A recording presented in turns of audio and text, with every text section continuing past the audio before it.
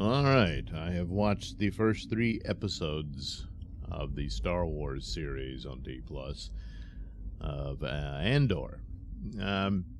When I first heard this announced, I wasn't even sure it would get done.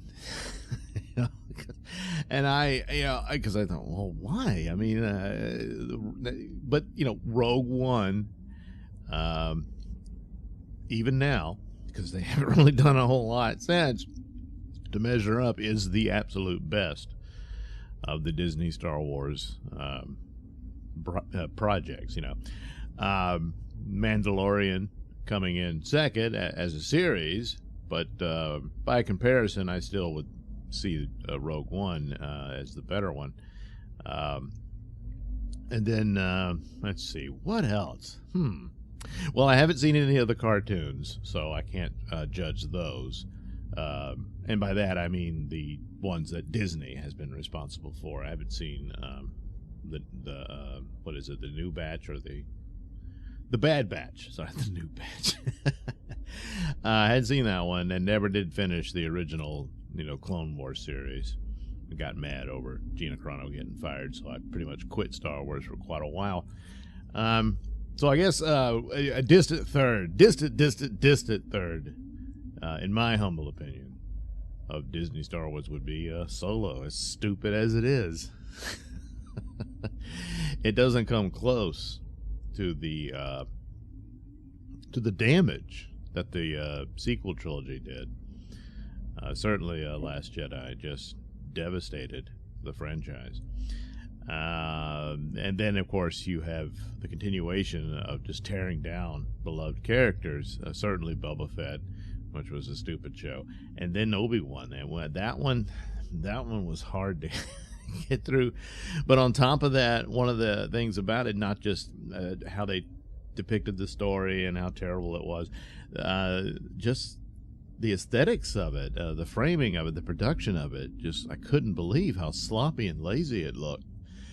And it all depends on who the crew is. And so they had a bad crew on that one. It's like, I know they had the projected screen technology and whatnot, where it's basically you can shoot everything on a stage, and it looks real, unless the crew doesn't know what they're doing. And in Obi-Wan, they didn't. Seen movies that I even think are crap but look really good. Army of the Dead is a piece of crap movie, but Snyder's crew knew how to shoot it, and it looked real. Mandalorian does it very well. But Obi-Wan didn't. And Boba Fett, some of its scenes actually look pretty good. The Rancor attacking the town and all that in the final fight, that was good. So Andor, the one thing about it is in keeping with the darkness of Rogue One. Rogue One is easily the darkest Star Wars movie, and primarily from your main hero. Well, one of them anyway. I guess Jyn Erso was the main hero of that movie. But for him, we're seeing in keeping of him that the opening scene where he's talking to an informant or whatever, and the guy panics and he needs him to be quiet because the stormtroopers would be alerted, and so he kills him to shut him up. And well, that's pretty dark. I mean, of course, you can go back to the original and say, Han did shoot first, so but so that's the nature and the elements of this, how dark it really is, and the nasty world that Cassian Andor dwells in. So I'm not going to go plot reveal and all that. Well, I mean, I'm not spoil all the stuff that's in it. As far as the story goes, he's in trouble. He's got a hard life. We get some flashbacks to his childhood. That was interesting. It looks like he was on a planet, and there is some mention of it, where it used to be a planet where they had some a mining operation, and they did something wrong, and the planet was ultimately abandoned. But people like Andor were left behind, and it looks like it's just a bunch of kids. It's almost like Lord of the Flies there, and there's no adults, and so this is what happened to him. So it sets up a motive for it starts off. His sister is missing since then. We meet a lot of characters that form his adult life now, that he lives on yet another planet that's mining and working on ships and all that sort of stuff. And some of that is similar to what you got a glimpse of in Solo, but much better here. This crew knows how to shoot this series. I guess the main villain that you're introduced to is almost kind of a sympathetic character. He's very loyal. He's investigating a murder when his boss is telling him, never mind. You know, it doesn't matter. Move on. But he's no, that's wrong, you know. But it's also, he's kind of wet behind the ears in a lot of ways. But we get a little baptism by fire for him, I think, in this one. Andor at the outset is not a part of the rebellion, but by episode 3, even though he doesn't know it, he is now. So they deal with that, about how he gets recruited into it. But a lot of it, he's kind of pulling some shady deals and theft type deals to get money to travel, because he's trying to find out what happened to his sister, and he has to wheel and deal just to get a ship to go and all that sort of thing.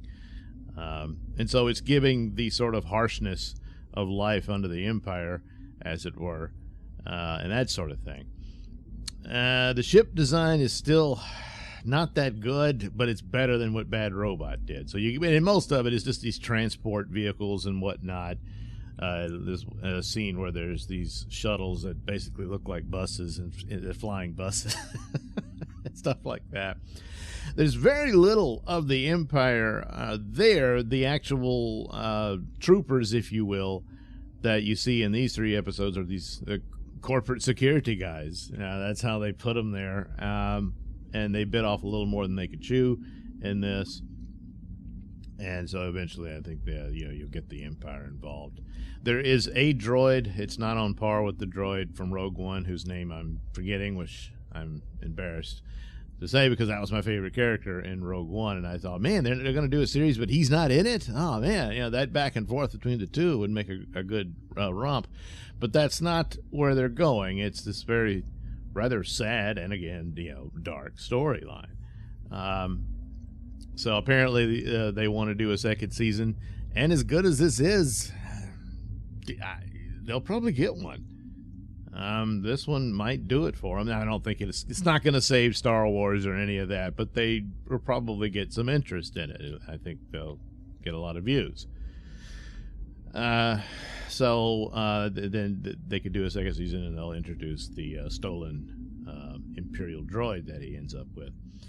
But this droid, I don't know. I mean, the way it ends with the 3rd episode, I don't know how much more involvement this droid would have. It's no comparison to the one from Rogue One.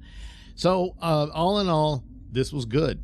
I'd heard concerns about that it's got a feminist agenda and stuff, but that's, just about every actor talks about stuff like that, and it's not always indicative of what it is. That's very foolish on their part. The marketing is very stupid. I mean, saying we're dealing with Trump's America in this, I guess they think they are, because this is the corporate police that they're dealing with or something. I don't know, because I'm like, it's quite the opposite. But, and the stupidity of Hollywood, they're good at posing a lot. They don't quite understand the realities of certain stories they tell. They could tell a good adventure of a guy on the run. If they keep it to that, then great, But these are... The characters are all very credible. They're well thought out and stuff. They're not flat or anything like that. And they managed to do it very quickly to have some amount of sense of who they are and all this stuff. And look, I'm pissed off at Star Wars. I hate what Disney did to it. But it's the same situation with Game of Thrones. I hate how that ended. That was a horrible, lazy way to slap job the ending to a once great series, to go from that high to fall so low. And then here comes House of Dragon, and what can I say? It's good. What am I supposed to do? Lie about it? No, it's a good show. Looks like Andor's the same situation. Looks like a good show. It looks more like Blade Runner. So they're doing a new Blade Runner series for Amazon. So, oh, wait, I'm on the wrong platform here. It's hasn't been shot yet, but still, that's what it. Yeah, it looks a lot like that there. And that's the interesting thing, because there are scenes from Obi-Wan where he's like, hey, it looks a lot like Blade Runner with him walking around in the city and everything, but it was so just not shot well. It looks so just tacky. And whereas this one, they got it down pat. It looks really good. A lot of rain and stuff, but you got to learn how to use atmospherics, how to frame your shots to hide how flat and empty it is. And then it looks more like it's got more depth to it and everything. And then, of course, rain, lighting, and all that stuff can make it look something bigger than it really is, and that sort of thing. And they've got it to a T. They did very well with it.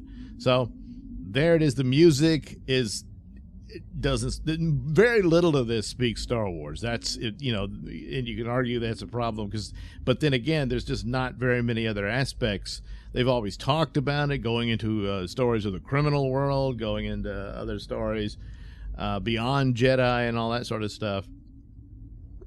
So it's just how you gauge it. But it's almost completely bereft of just the style and approach and narratives of Star Wars.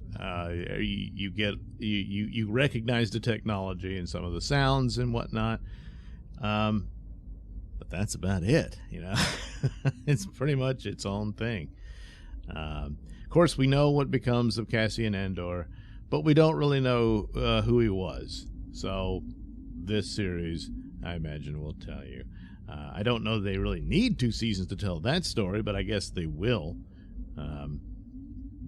If that's the idea of, because I would like to see an ongoing adventure with Andor and the droid. That would be really cool. Of course, that would add a little more levity to it. There's some moments of humor, but it's buried under all the dark depression of this of this sad world that poor Cassian Andor exists in. But it goes a long way of making who this character is, and so it fits with why he is and who he is at the outset of Rogue One, and so this is all very fitting. All right, there we go. What can I say? 3 episodes. Yeah, then it could all go to crap with episode 4. Who knows? But so far so good. So Andor looks to be pretty good.